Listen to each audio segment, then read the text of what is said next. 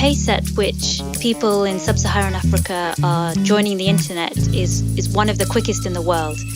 It's equivalent to about 106 new internet users every second.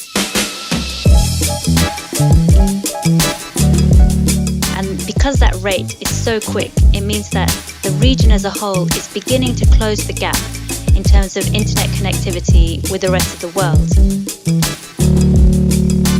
But the gap is large. Only around a quarter of Sub-Saharan Africa's population had access to the internet in 2017, compared to 65% in other regions. So in this program, we look at the benefits of closing the digital gap in Sub-Saharan Africa and how they're doing it. What's interesting in the region is how people are accessing the internet, and it's through mobile rather than fixed line. And that, actually, we've seen has had implications for the way that countries are dealing with the COVID pandemic at the moment. Despite disruptions to economic activity, some businesses were actually able to maintain operations through teleworking thanks to digital connectivity. Governments are also using their online platforms to continue delivering public services during the pandemic. For instance, in Togo, the government launched this cash transfer program that's based on mobile money technology to support vulnerable individuals. Many countries are using digital solutions to fight COVID-19, but greater digital readiness could have allowed the region to do even more. My name is Tesfaye Woldemichael, and I am an economist in the African department of the International Monetary Fund. My name is Preya Sharma. I am a senior economist working in the African department, where I am the special assistant to the director. And welcome to this podcast produced by the International Monetary Fund. I'm Bruce Edwards. While connectivity in Sub-Saharan Africa lags behind other regions, digitalization is advancing fast and being embraced by those countries that do have access. In fact, some are now global leaders in mobile money transactions, for example, with a share of GDP average close to 25% compared to just 5% in the rest of the world. In a region where infrastructure is often lacking, digital technologies offer ways to break down or leap over those barriers. Preya Sharma and Tesfaye Woldemichael were co-authors of the latest analytical chapter for the Regional Economic Outlook for Sub-Saharan Africa, which examines how digitalization can transform economies and people's lives. So how does one measure digitalization, and how does the region measure up in comparison to others? Digitalization really is a new topic, and so when we started thinking about this work for the chapter, we also had to think about can we measure digitalization. So we took a step back and tried to think about it conceptually. So from an economic aspect, what is it that we want to really capture? So the way that we decided to approach it was on two fronts. So one is in terms of digital connectivity, and that's the idea of how able are people to actually connect to the internet and get online. And then the second aspect that we looked at was digital depth, and that's trying to understand to what extent have economic activities actually become more digital, how much more is happening online. So on the first front, in terms of digital connectivity, there's actually huge amounts of indicators that are available. So we tried to take a systematic approach to this, and we developed with fund staff a new indicator called the Enhanced Digital Access Index. So that's an index that looks at 5 different aspects of getting online. So an important part is actually the physical infrastructure. Are there enough internet connections, either fixed line or mobile? Is it affordable? Is there a sufficient level of education within each country that people have to be able to access the internet? And then also we looked at quality of the internet and internet usage. So that really was one aspect of digitalization, of getting people online. The second aspect in terms of digital depth, and that's where we tried to capture the extent to which economic activities had actually turned digital. So there we're thinking about how many transactions happen online, how much of government policy is actually becoming digital. Now here there's less comprehensive, less systematic data. So we looked at measures like e-commerce, mobile money, and other types of government services that are available online. And when we compare these indicators from Sub-Saharan Africa compared with other countries, we came up with some quite interesting findings. So Sub-Saharan Africa is still lagging other regions in terms of internet penetration. Affordability is also an issue because the cost of accessing digital technologies is high relative to the income levels of the population. Another example is the poor quality of mobile connection. So just to give you a figure, the average mobile download speed is more than 3 times slower in Sub-Saharan Africa than in the rest of the world. Wow.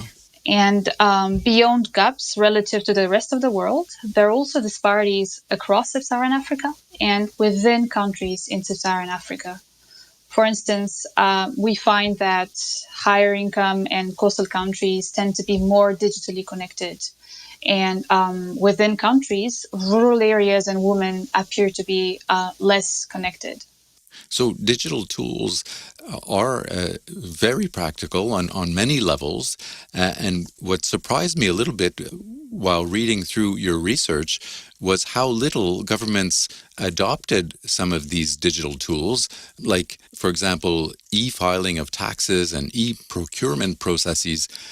It seems like those are low-hanging fruit given the challenges in tax collection and corruption, for that matter.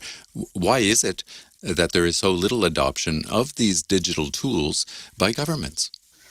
Well, there are different ways of looking at digital technology adoption. One can look at digital take-up by businesses, but also households or the government. So in the case of the government, the adoption of digital tools is relatively low in Sub-Saharan Africa. And this is in part related to lower digital connectivity in the region, including lower internet penetration. But more generally, complementary policies need to be in place for adoption to take off because digitalization does not happen by itself. So governments will be more likely to develop online platforms for public services, not only if the appropriate IT infrastructure is available, but also if businesses and households are digitally ready to pay taxes or to participate in public procurement online. In other words, investing in digital skills is as important as investing in digital infrastructure.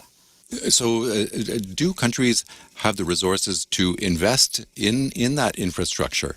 And how realistic is it really to think that widespread internet connectivity is possible in a region where universal access, I mean, we're still working on universal access to basic things like drinking water and electricity? Infrastructure is a super important aspect of getting online, and it's one of the factors that we look at in terms of the new indicator that we put together. We see two layers to this. So one is the foundational layer where reliable electricity is critical. And then the second layer of infrastructure is the IT infrastructure.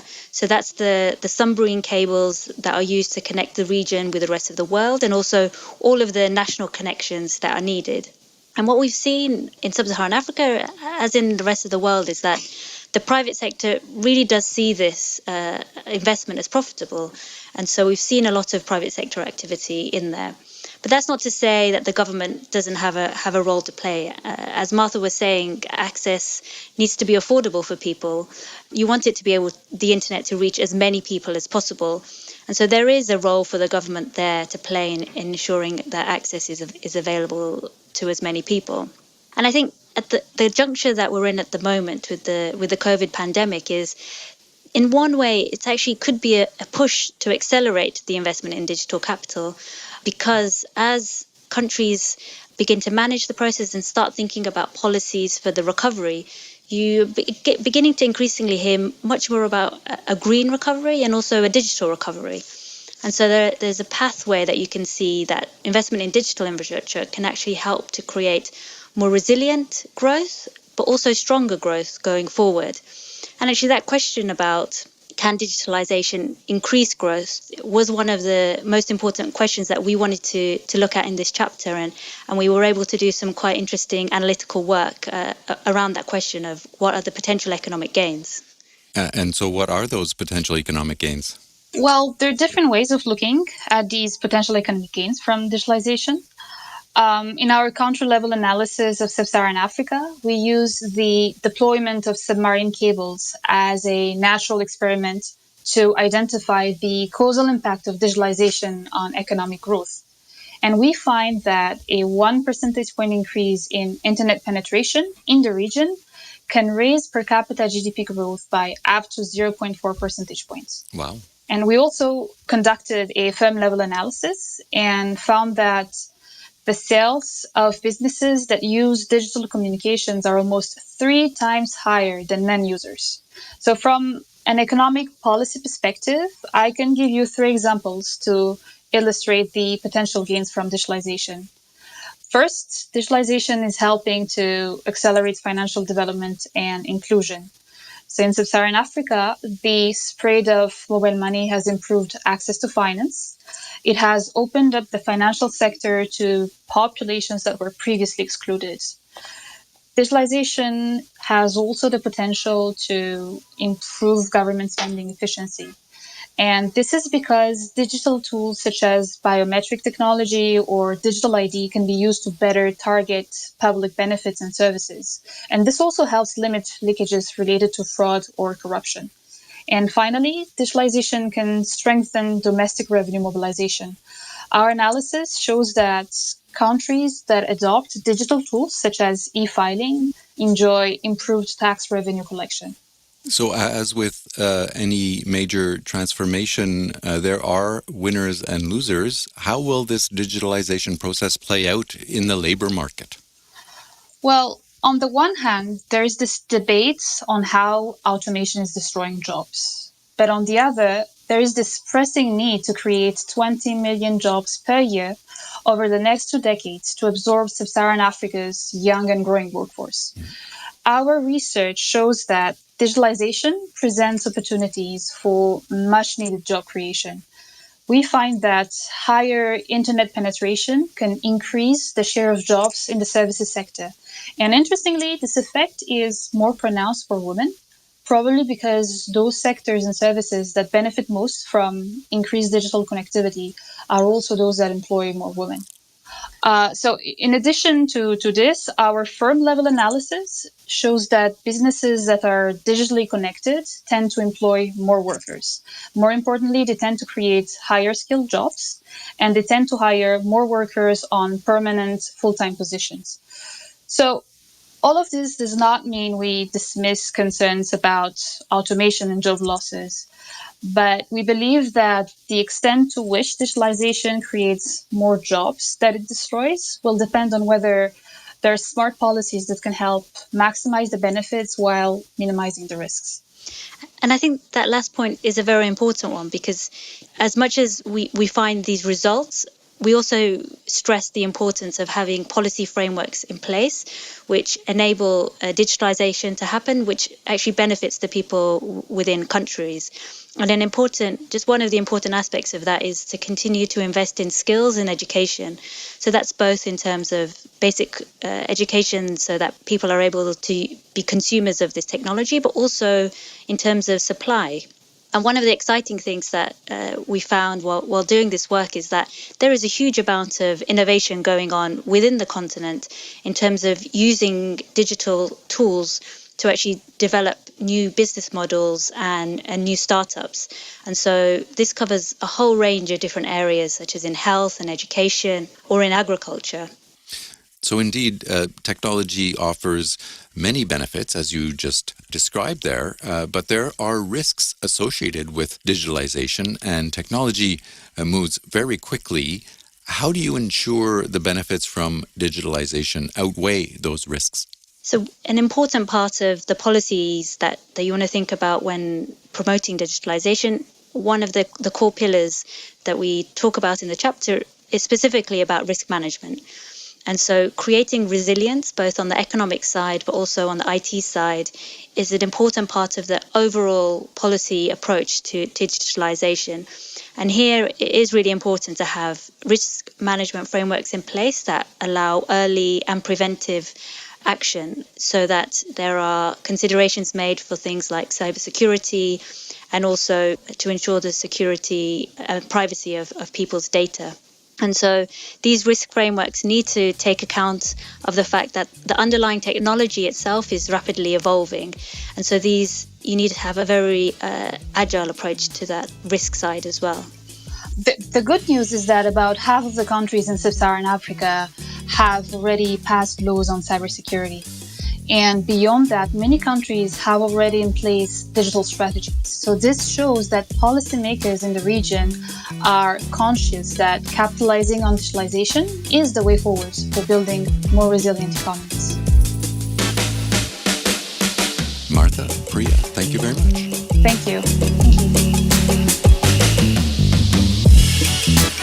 That was Martha Tesfaye Woldemichael and Preya Sharma, talking about the latest analytical chapter for the Regional Economic Outlook for Sub-Saharan Africa, which examines the role of technology in the region's development. You can read it at imf.org.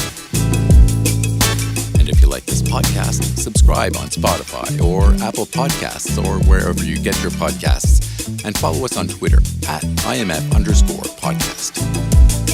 Thanks for listening.